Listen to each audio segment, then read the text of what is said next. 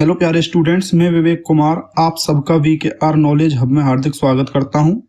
यह हमारी पहली ऑनलाइन क्लास है और मैं प्रॉमिस करता हूं कि यहां आपको सिंपल और एग्जाम ओरिएंटेड पढ़ाई मिलेगी। आज की हमारी क्लास का टॉपिक है ह्यूमन स्केलेटल सिस्टम। इस चैप्टर में हम जानेंगे कि हमारे शरीर की हड्डियां कैसे बॉडी को शेप, सपोर्ट और प्रोटेक्शन देती हैं। यह टॉपिक एग्जाम्स के लिए बहुत इंपॉर्टेंट है, इसलिए ध्यान से पढ़िएगा और नोट्स जरूर बनाइएगा। तो चलिए बिना देर किए आज के टॉपिक को शुरू करते हैं।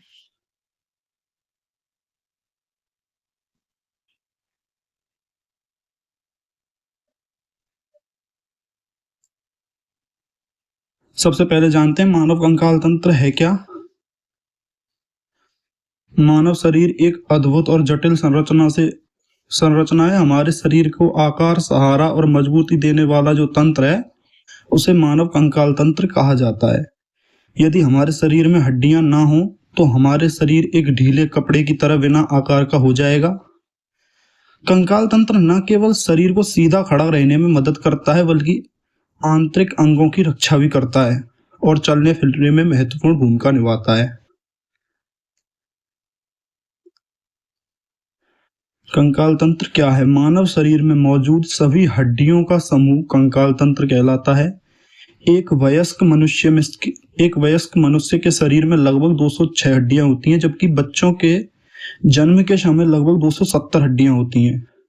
लेकिन जैसे जैसे वे बड़े होते हैं कुछ हड्डियां आपस में जुड़ जाती हैं और उनकी संख्या कम होकर 206 रह जाती है। हड्डियां मजबूत और कठोर होती हैं, लेकिन वे पूरी तरह ठोस नहीं होती। उनके अंदर मज्जा या बोन मैरो नामक पदार्थ होता है जो रक्त कोशिकाओं के निर्माण में सहायक होता है।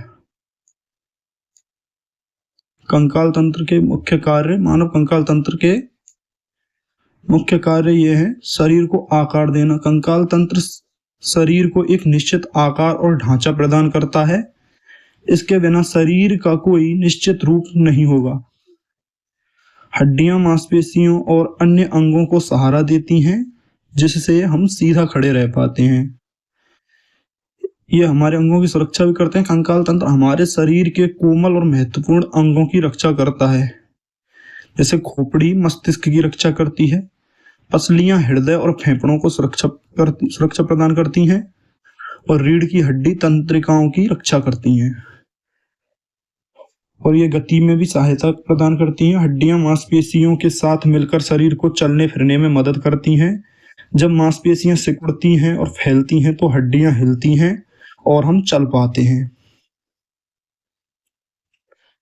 हड्डियों के अंदर मौजूद अस्थि मज्जा में ही लाल और श्वेत रक्त कोशिकाओं का निर्माण होता है और इन्हीं के अंदर खनिजों का भंडारण भी होता है। हड्डियां कैल्शियम और फास्फोरस के जैसे आवश्यक खनिजों को संग्रहित करती हैं। कंकाल तंत्र के मुख्य भाग दो हैं। पहला है अक्षीय कंकाल। यह शरीर के मध्य भाग में होता है और इसमें 80 हड्डियां शामिल होती हैं। इसके अंतर्गत खोपड़ी, रीढ़ की हड्डी, पसलियां और उरुस्थि आती है। और उपांग कंकाल, इसमें 126 हड्डियां होती हैं और यह हाथ, पैर तथा उनके जोड़ से संबंधित होता है। इसके अंतर्गत कंधे की हड्डियां, भुजाएं, हाथ, कूल्हे, पैर, पंजे आते हैं। मानव खोपड़ी सिर का ढांचा बनाती है और मस्तिष्क की रक्षा करती है। इसमें लगभग 22 हड्डियां होती हैं। खोपड़ी की हड्डियां आपस में मजबूत जोड़ द्वारा जुड़ी होती हैं, जिससे मस्तिष्क सुरक्षित रहता है। चेहरे की बनावट भी खोपड़ी की हड्डियों से ही बनती है। आंख, नाक और मुंह के लिए स्थान भी इसी में होता है। रीढ़ की हड्डी को मेरुदंड भी कहा जाता है। यह शरीर को सीधा रखने में मदद करती है और झुकने, मुड़ने तथा घूमने में सहायता करती है। इसमें 33 छोटी छोटी हड्डियां होती हैं जिन्हें कशेरुकाएं कहते हैं। रीढ़ की हड्डी के अंदर से तंत्रिकाएं गुजरती हैं जो मस्तिष्क से शरीर के विभिन्न अंगों तक संदेश पहुंचाती हैं। पसलियां। मानव शरीर में 12 जोड़ी पसलियां होती हैं, यानी कुल 24 पसलियां। ये एक पिंजरे की तरह हृदय और फेफड़ों को ढककर उनकी रक्षा करती हैं। इस संरचना को रिब केस भी कहा जाता है। हाथ और पैर की हड्डियां हमारे हाथ और पैर शरीर की गति के लिए अत्यंत महत्वपूर्ण हैं। हाथ की हड्डियां ह्यूमरस ऊपरी भुजा, रेडियस और अल्ना निचली भुजा और कलाई और उंगलियों की हड्डियां। वहीं पैर की हड्डियों में फीमर जांघ की हड्डी, यह शरीर की सबसे लंबी और मजबूत हड्डी है। टिबिया और फिबुला निचला पैर, टखने और पंजे की हड्डियां। जोड़, जहां दो हड्डियां मिलती हैं उस स्थान को जोड़ कहते हैं। जोड़ शरीर को लचीलापन और गति प्रदान करता है। जोड़ के प्रकार, जोड़ 3 प्रकार के हो सकते हैं। अचल जोड़ जैसे खोपड़ी में, अर्धचल जोड़ जैसे रीढ़ की हड्डी में, और चल जोड़ जैसे घुटना, कंधा, कोहनी। चल जोड़ हमें दौड़ने, कूदने और हाथ पैर घुमाने में मदद करते हैं। हड्डियों की संरचना, हड्डियां बाहर से कठोर और अंदर से थोड़ी नरम होती हैं। इनमें 2 मुख्य भाग होते हैं, कॉम्पैक्ट बोन सख्त भारी भाग और स्पॉन्जी बोन अंदर का हल्का भाग। अंदर की अस्थि मज्जा रक्त कोशिकाओं का निर्माण करती हैं। हड्डियों को मजबूत कैसे रखें? मजबूत हड्डियों के लिए हमें कुछ बातों का ध्यान रखना चाहिए। कैल्शियम युक्त भोजन, दूध, दही, पनीर आदि खाना चाहिए। विटामिन डी धूप से मिलती है, इसलिए थोड़ा बहुत धूप में बैठना चाहिए। नियमित व्यायाम करना चाहिए, संतुलित आहार लेना चाहिए और जंक फूड से बचना चाहिए। कंकाल तंत्र से जुड़ी सामान्य समस्याएं हैं, जैसे फ्रैक्चर होना, हड्डी का टूटना, ऑस्टियोपोरोसिस हड्डियों का कमजोर होना, गठिया, जोड़ों में दर्द और सूजन। इनसे बचने के लिए सही खानपान और व्यायाम जरूरी है। निष्कर्ष, मानव कंकाल तंत्र हमारे शरीर की नींव है। यह शरीर को आकार, सहारा, सुरक्षा और गति प्रदान करता है। बिना कंकाल तंत्र के जीवन की कल्पना करना भी संभव नहीं है। यह न केवल हमें खड़ा रहने और चलने में मदद करता है, बल्कि हमारे महत्वपूर्ण अंगों की रक्षा भी करता है। इसलिए हमें हड्डियों का विशेष ध्यान रखना चाहिए। संतुलित आहार, नियमित व्यायाम और स्वस्थ जीवन शैली अपनाकर हम अपने कंकाल तंत्र को जीवन भर मजबूत और स्वस्थ रख सकते हैं। मानव कंकाल तंत्र वास्तव में हमारे शरीर का मजबूत आधार है, जो हमें सक्रिय और सक्षम बनाता है।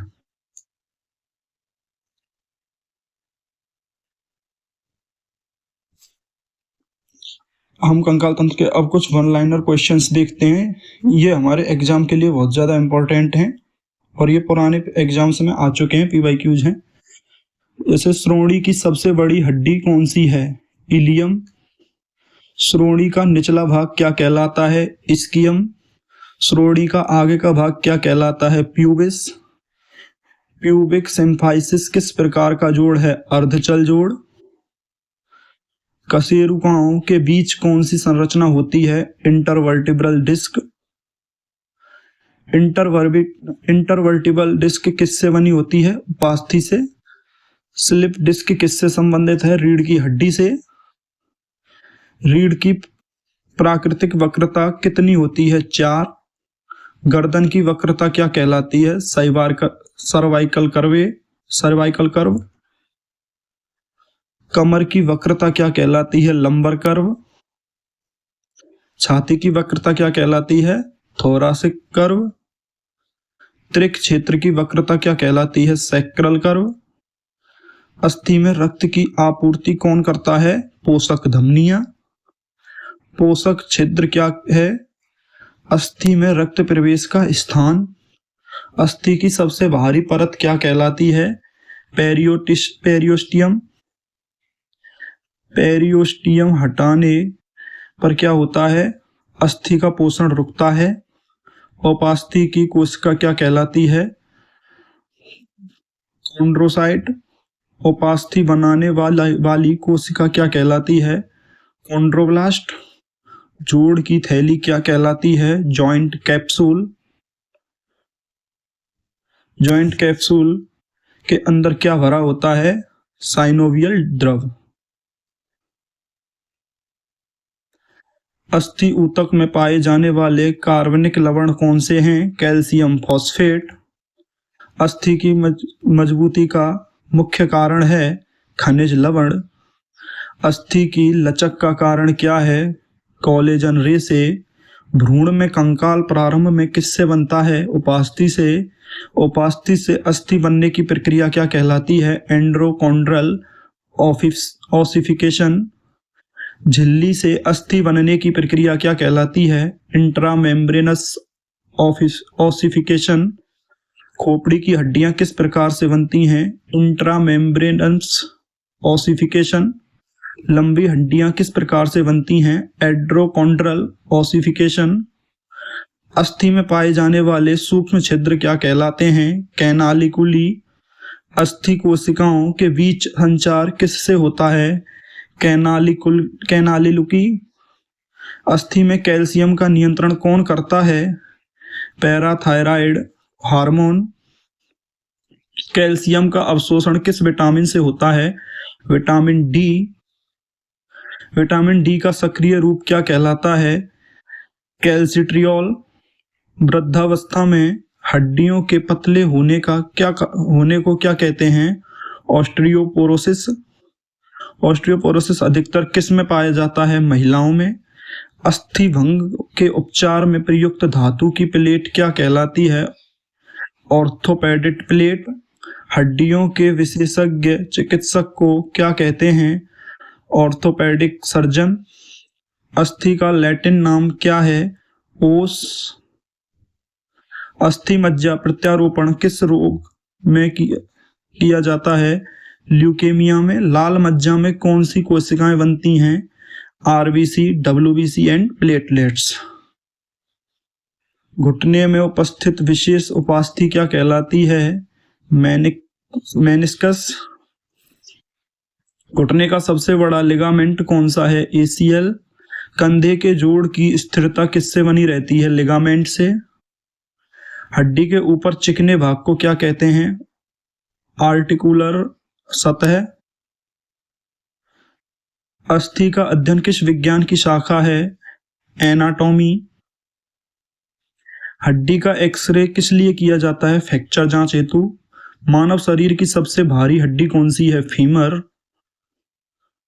कंकाल तंत्र में कुल सपाट हड्डियां लगभग कितनी हैं? 30। मानव शरीर में कुल लंबी हड्डियां लगभग कितनी हैं? 90। अनियमित हड्डियों का उदाहरण क्या है? कशेरुका।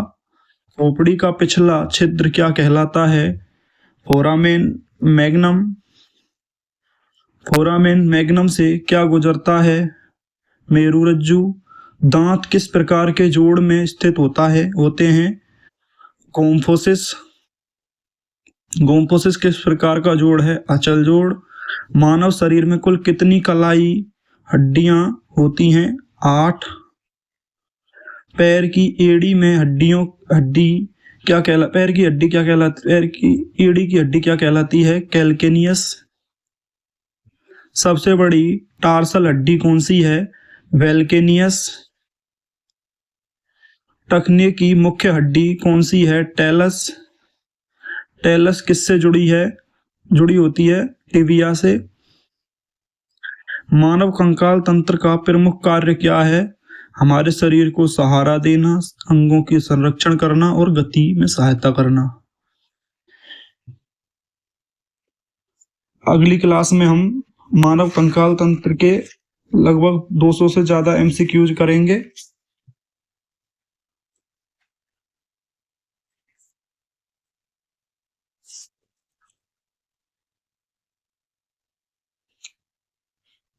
हमारे टेलीग्राम चैनल से भी आप जुड़ सकते हैं। इसमें आपके लिए important exams notifications and exam से रिलेटेड कोई भी अपडेट होगी तो वो दी जाएगी। इसी में इम्पोर्टेंट कोई पीवाईक्यूज भी मिलेंगे। यहाँ हम पोल एवं क्विज भी कराते रहते हैं और इस क्लास के पीपीटी भी आपको इसी टेलीग्राम चैनल पर मिलेगी और जैसे ही एक टॉपिक कंप्लीट होगा उसके कंप्लीट पीडीएफ भी इसी चैनल पे प्रोवाइड कराई जाएगी। तो स्टूडेंट्स, आज की क्लास में हमने ह्यूमन स्केलेटल सिस्टम के इम्पोर्टेंट पॉइंट्स को समझा। उम्मीद है आपको टॉपिक क्लियर हो गया होगा। आज की क्लास के नोट्स रिवाइज जरूर कीजिएगा और जो डाउट हैं उन्हें कमेंट्स में पूछ सकते हैं। अगली क्लास में हम ह्यूमन स्केलेटल सिस्टम के इंपॉर्टेंट वन लाइनर क्वेश्चंस को कंटिन्यू करेंगे। धन्यवाद, मिलते हैं नेक्स्ट क्लास में।